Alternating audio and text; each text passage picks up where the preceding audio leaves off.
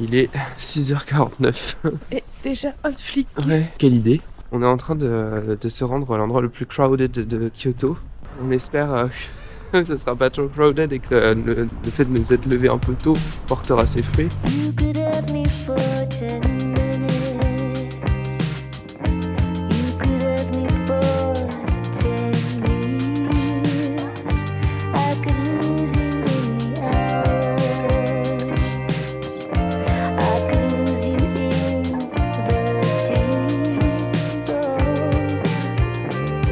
The feelings lost without you. Oh my baby, without you.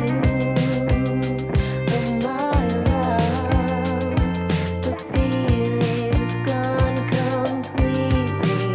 Oh.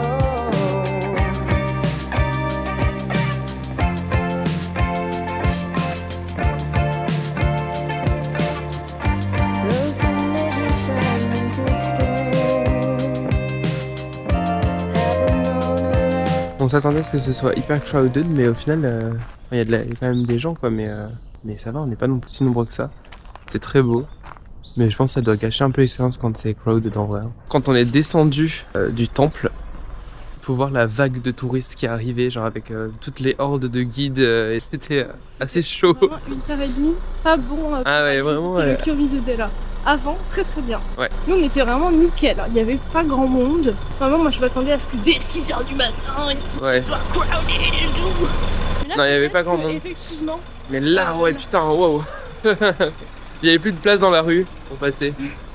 Peut-être que effectivement ce qu'on m'a dit par rapport à l'influence des touristes chinois sur le Japon, c'est peut-être pas des lol. Effectivement, dû du coup aux tensions entre la Chine et le Japon, et les touristes chinois ne venaient plus en ce moment, notamment à Kyoto où ils constituaient une grande partie en fait des visiteurs. C'est vrai que moi j'en avais une expérience de ce qu'on m'a raconté d'une partie du Japon qui est ultra crowded partout tout le temps. Et là, c'est vrai que en fait, on est quand même bien dans les rues en général, et même ici, qui est le spot le plus connu du Japon.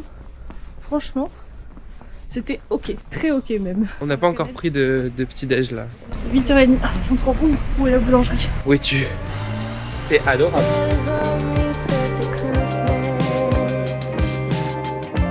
Don't you leave it all behind.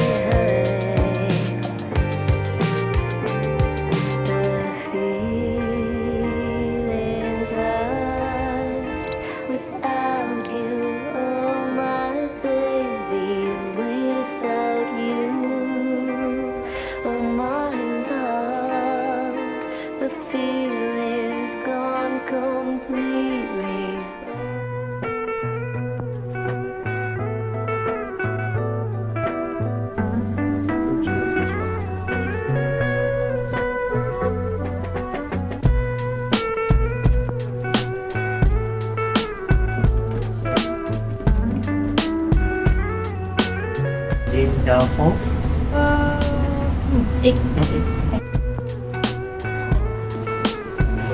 On a eu pour 9€ pour 2 pâtisseries, 2 matchas froids.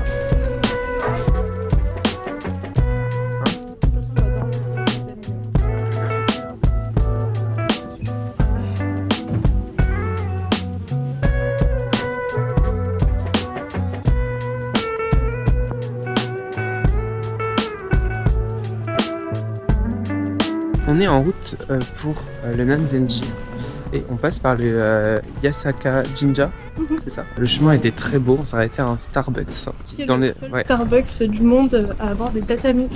Et en gros, c'est le seul Starbucks du monde qui vend du matcha du coup de qualité de Uji. Donc un matcha de qualité exceptionnelle.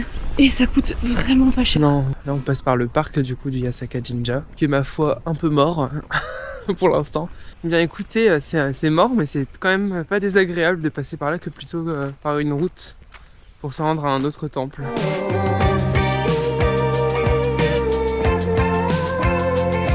Ce que Lou me disait, c'est qu'il y a plus de 2000 lieux religieux à Kyoto. Et vraiment, du coup, en fait, on veut se rendre à un temple, mais on passe par plein d'autres temples en fait pour nous y rendre. Donc franchement, c'est hyper agréable à pied de tout parcourir.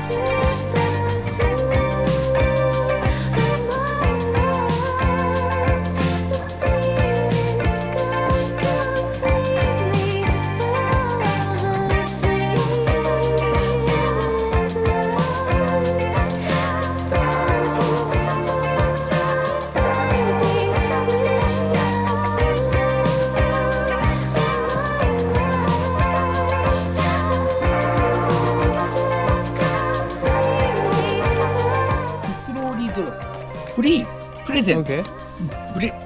フラワーボードプレゼント。 Ok. このホワイトのフラワー香り嗅いでくれ。OK。 Oh. ブリッジのセンターからリバーにスローリードロップパッと離す。でボートがこういったらラッキー、こうなるとバット。OK。 OK ゲーム。でシャッターグッドショット。これスローリー3、2、1、ゴースローリー。ラッキーフォトビデオ。ありがとうございます。ありがとうございます。ハッピーライフ。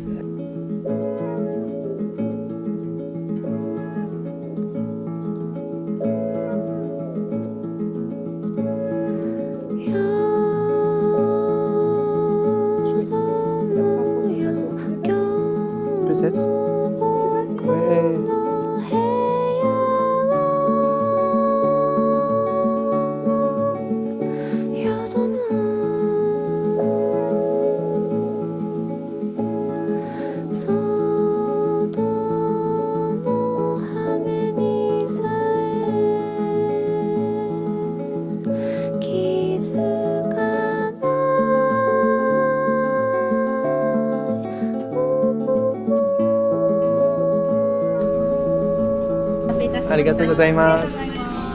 Nous copions allègrement Evana qui avait fait le Philosopher's Pass avec sa glace au matcha et nous nous rendons au Ginkakuji, le temple d'argent, avec la glace au matcha. Nous, notre philosopher pass, c'est de tester tous les matchas possibles et imaginables sur toutes leurs formes. C'est bon, hein? T'as vu?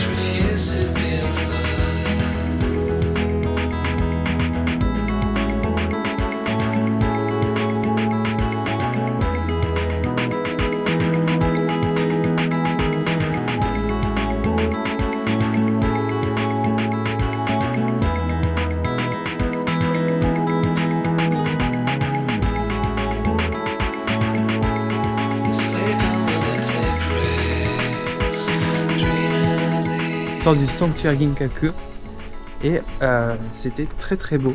J'ai beaucoup aimé.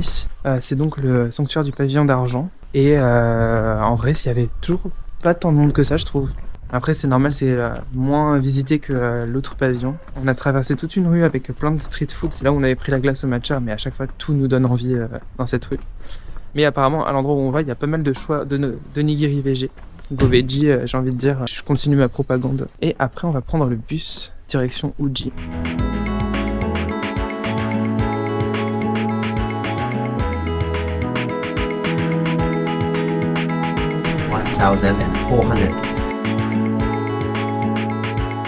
T'as juste acheté des onigiri. Oui, mais c'était trop bien. Déjà, ils ont l'air absolument exquis. J'ai adoré rentrer dans cette petite boutique, se servir nous-mêmes. Avec son petit panier en osier. Oh, j'ai pris des trucs qui ont l'air tellement délicieux. Tofu frit, bonite séchée, sauce soja sucrée au poulet et saumon. Et ils sont pas chers en plus. C'est environ de 7 € pour 5 5 onigiri. Retenez bien ça et l'avenir ça appartient à ceux qui se lèvent tôt. Vraiment. Là on a fait genre vraiment une matinée, on a fait tellement de choses. On a eu le temps de faire tout le programme qu'on a repoussé hier.